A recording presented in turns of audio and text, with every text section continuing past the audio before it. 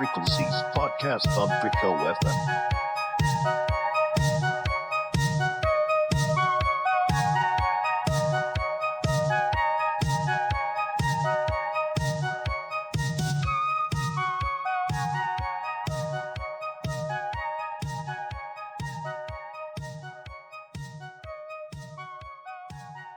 Hello and welcome back to the Unfiltered Frequencies Podcast. My name is Dreqo, and today we'll be diving into a trading card game that doesn't take itself too seriously, Divorced Dads. My wife and I recently picked this up, and it's definitely a different experience from other TCGs we've played. We're going to break down how the game works, what makes it stand out, and whether it's worth checking out.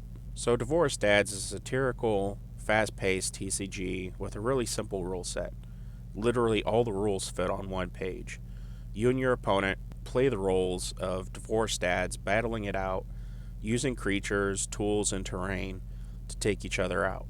There are 4 different factions: leather, wood, steel, and concrete, though I'm trying to figure out whether they have any distinct mechanics or if it's all just flavor, kind of like how Magic has its color wheel where they all specialize in a different thing.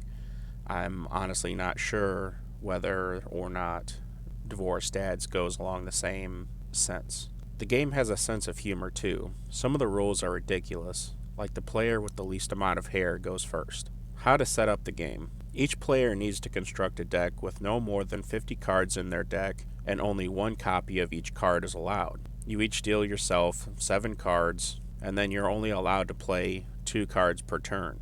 Once you've played those cards, you can decide whether to attack or not, and then after your attack, you need to draw a card, which is your last action for your turn. The last part, that you draw at the end of your turn instead of at the start, really threw me off at first. It forces you to work with what you already have, rather than planning ahead with a new card. It's also different from any other TCG that we play, because typically you draw a card first and then go on with your turn. So what's the objective of the game? So you and your opponent start with 24 cans, which are your life points.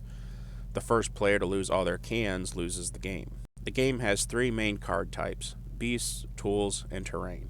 If you've played other TCGs, you'll recognize these mechanics right away. Beasts. Your main damage dealer and blocker. Some have abilities, but their core purpose is to attack and defend. Tools. One-time use cards, kind of like sorceries in Magic the Gathering or item cards in Pokemon. You play them, resolve their effect, and then discard them. Terrain. These act like stadium cards in Pokemon, setting up static effects that can alter the battlefield or change how certain beasts function. It's a simple system, but it works well for how fast-paced the game is. Some of my favorite cards are cards like Blood Pressure, which is a wood-type 1/4 creature who's a solid blocker with an aggressive edge. Instead of attacking creatures, it can attack your opponent's cans directly, making it a great card for speeding up the game if you want to get an early out. Mother-in-Law, which is a leather type 1/1, a small but incredibly annoying creature. If you keep flipping heads when it's been taken out, it'll just keep coming back, which can really slow your opponent down. It fits perfect into a defensive or stall strategy. Stool Softener, a board wipe which clears out the battlefield completely, giving both players a reset. It's risky, but if you're in a bad spot, it can actually save you. Blood Pressure is great for an aggressive strategy, since it skips over your opponent's creatures and goes straight for their cans, while Mother-in-Law is just a nuisance, and Stool Softener is perfect when things start to get out of control. It's not the most complicated game strategy-wise, but these cards definitely make things interesting. So here's some of the good, the bad, and the quirky. The good. The game is easy to play and learn. The game is fast-paced and you don't need to track energy or mana, and the humor makes it stand out. The bad. There's no official ruling on any of the cards. You essentially just have to play it as whatever the card says, that's what happens. Also, drawing at the end of your turn is probably an adjustment that a lot of players are going to have to come with. It is unclear whether there's mechanical differences between wood, leather, concrete, and steel. That is yet to be seen, or at least I'm not aware of any differences in that matter. The quirky. No summoning sickness. Beasts can attack right away. Limited deck building depth, but that's not necessarily a bad thing for a casual game. And also, the rules are hilarious. They don't take themselves seriously at all. So is Divorce Dads worth picking up? If you're looking for a serious, competitive TCG, this is not it.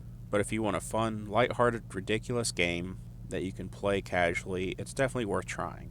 My wife and I had a blast playing it, and I could see us pulling it out again when we want to play something simple. It's not deep, but that's part of the charm. Alright, that's it for today's episode. Divorce Dads is definitely one of those more unique TCGs that I've played, and I'd love to hear your thoughts. Have you played it? What's your take on games with minimal rules and no strict competitive structure? Drop a comment or hit me up on social media, and if you enjoyed this episode, don't forget to subscribe, share it with a friend, and check out my other episodes. Thanks for being here, stay awesome, and I'll talk to you soon.